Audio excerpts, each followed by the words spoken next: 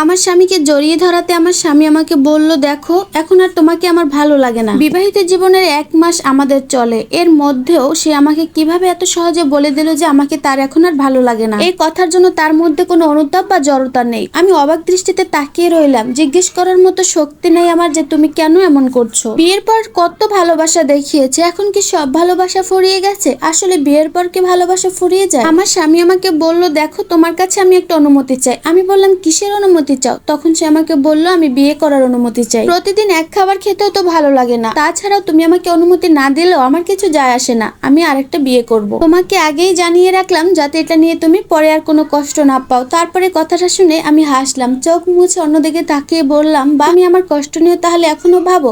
তখন আমার স্বামী বলল, আমি হাসার বলিনি কিছু, এখানে খুব সিরিয়াস কথা বলছি আমি এখানে। তখন আমি আমার স্বামীকে বললাম, তাহলে তুমি কি চাও? আমি কান্না করে ঘর ভাসিয়ে দেবো? তাহলে বলো, আমি কান্না করতে বসে যাই। তারপর আমি আমার এক বান্ধবীকে ফোন দিয়ে কেঁদে কেঁদে বলি, শুনেছিস তোর ভাইয়া আবার একটা বিয়ে করতে চায়।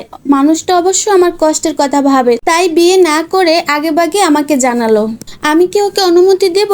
তখন আমার স্বামী আর কিছু না বলে বারান্দায় চলে যায়। প্রথম দিন আমার স্বামী আমার প্রতি অনেক আগ্রহ ছিল, এখন সেই আগ্রহ নাকি তার ফুরিয়ে গেছে। এখন নাকি আমার ভিতরে কোনো সৌন্দর্য আর খুঁজে পাওয়া যায় না। এখন নাকি আমাকে তার একটু বেশি বিরক্ত লাগে। আর আমার স্বামী একটা মেয়ের সাথে কথা বলে। আমার স্বামীর স্কুল জীবনের বান্ধবী সোনিয়া। আমার স্বামী নাকি তার বান্ধবীকে বলেছে সে তাকে বিয়ে করবে। তার বান্ধবীর হাসি দেখলে নাকি তার ডুবে যেতে ইচ্ছে করে। আমার স্বামী আর তার বান্ধবী যখন কফি শপে বসেছিল, তখন নাকি আমার স্বামীর ইচ্ছে করছিল তার বান্ধবীকে বিয়ে করে ঘরে নিয়ে আসতে। আমার স্বামীর মাথায় এখন তার সে বান্ধবী আর কেউ নেই। এই তো সেদিন তার বান্ধবী আমার স্বামীকে লাল শাড়ি পরে কিছু ছবি দিল। সেই রাতে আমার স্বামী আমাকেও লাল শাড়ি পরতে বলে। আমিও সেদিন আমার স্বামীর কথা মতোই লাল শাড়ি পরেছিলাম। আমার স্বামী বারান্দা থেকে এসে দেখে আমি রুমে নেই। আমি অন্য রুমে গিয়ে শুয়েছিলাম, আমার স্বামী তার রুমে এসে শুয়েছিল। আমার স্বামী একটাবারের জন্য আমার খোঁজ নিল না। তো পরের দিন সকালবেলা আমার স্বামী অফিসে যাবে, আমার স্বামীকে আমি নাস্তা দিচ্ছি আর বলছি, দেখো আমি চাচ্ছি আমি কয়েকটা দিন আমার বাবার বাড়িতে গিয়ে থাকবো। বিকেলবেলা আমি আমার বাবার বাসায় চলে যাব।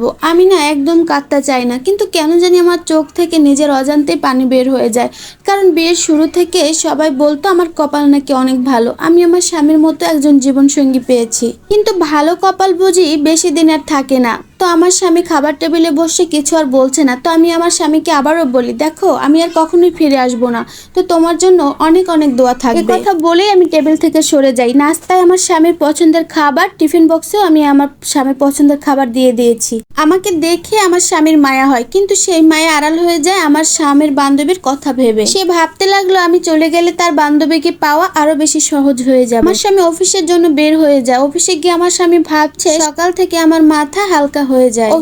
অফিসে গিয়ে আমার স্বামী ভাবছে সকাল থেকে তার মাথাটা হালকা হয়ে গেছে। অনেকদিন ধরেই সে ভাবছে কথাটা আমাকে বলবে, তবে সাহস হয়ে ওঠেনি। গতকাল রাতে সে আমাকে তার সব মনের কথা বলে দিয়েছে। এখন তার ভালো লাগছে, তাই অফিসে গিয়ে সে কাজ করছে। আমার স্বামী যখন কাজ করছিল তখন তার বড় স্যারের ডাক আসে। আমার স্বামী তার স্যারের রুমে গিয়ে বসলো। তখন তার স্যার বলল, তেমন কিছু না, আসো বসো, বসে একটু চা খাও। আমার স্বামী চা খাচ্ছিল, তখন তার বড় স্যার জিজ্ঞেস করছিল, হানিমুনে কোথায় গিয়েছিলে তোমরা? আমার স্বামী বলল, কক্সবাজার গিয়েছিলাম। তখন তার বড় স্যার বলল, দেখো মাহমুদ, আমার বিয়ের 30 বছর চলে, প্রত্যেক বছরই তাকে ফুল বা কিছু দিয়ে সারপ্রাইজ করেছি। এবার চাই তাকে বড় কিছু একটা দিতে।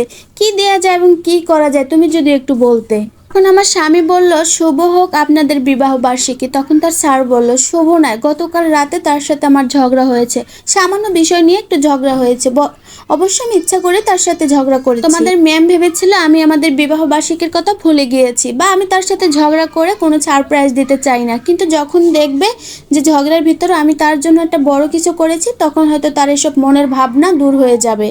মাহমুদ, সংসারে শান্তি মানে জীবন সুন্দর। অবশ্য আমার স্ত্রী অত বেশি সুন্দর না যে মানুষ দেখে চমকে যাবে, তেমন অত সুন্দর না, কিন্তু সে আমার চোখে পৃথিবীর সব থেকে বিশ্ব সুন্দরী। দেখো না, এখনো বিয়ের 30 বছর রানিং, তো আমি এখনো 21 বছরের যুবক হয়ে যাই তার জন্য। দুজনে আসলে জীবন, ভালোবাসা সবকিছুই একসাথে উপভোগ করছি। তারপর আমার স্বামী কি জানি কি ভেবে তার স্যারকে বলল, স্যার আপনাকে একটা কথা জিজ্ঞাসা করব।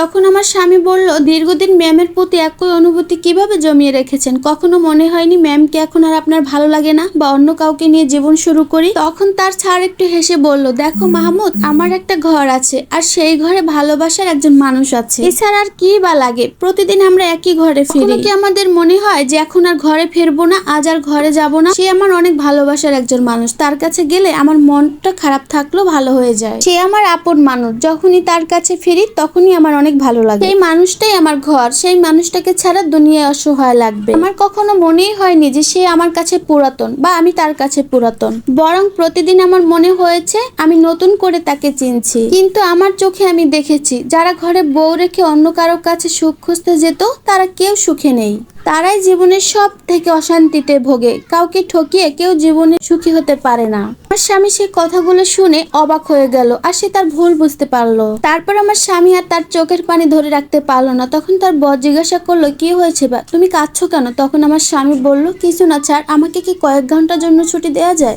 নয়তো আমার সব কিছু শেষ হয়ে যাবে। আমার স্বামী তাড়াহুড়ো করে অফিস থেকে বের হয়ে যায়, সরাসরি রেল স্টেশনে আসে। আমার ফোনে বারবার কল দিচ্ছে, রিং হচ্ছে, কিন্তু আমি রিসিভ করছি না। এবার আমার স্বামী স্টেশনে এসে দেখে আমি দাঁড়িয়ে আছি, আমার হাতে ব্যাগ। আমার স্বামী তারপর আমার পাশে এসে চুপচাপ হয়ে দাঁড়িয়ে থাকে আর বলে আমাকে নাকি আজ অনেক বেশি সুন্দর লাগছে, একদম আগের মতো নতুন রূপে আমাকে সে দেখছে।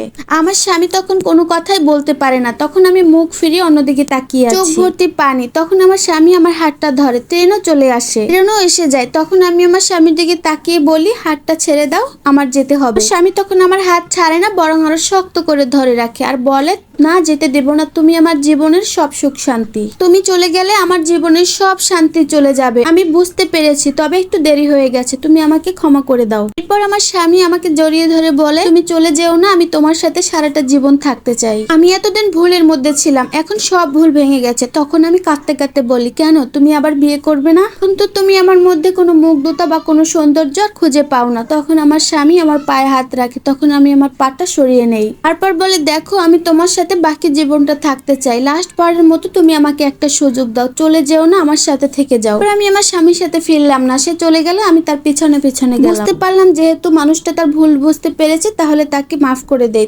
মানুষটাকে আর একটা বার সুযোগ দেই। তারপর আমার স্বামী বাসায় গিয়ে অনেক কান্নাকাটি করে। আমি গিয়ে বলি, কি ব্যাপার, তোমাকে কতবার বলছি জুতোগুলো বাহিরে রাখবে, আর নোংরা কাপড় নিয়ে তুমি কেন চুপায় বসে আছো? যাও এখনই তাড়াতাড়ি এগুলো ঠিক করে আসো, আর ভিজা টাওয়েল যদি বিছানার উপরে দেখি তাহলে কিন্তু মুশকিল হয়ে যাবে। তারপর আমার স্বামী এসে আমাকে জড়িয়ে ধরে বলে, এখন সব ঠিকঠাক হয়ে যাবে, আমরা নতুন করে জীবন শুরু করব।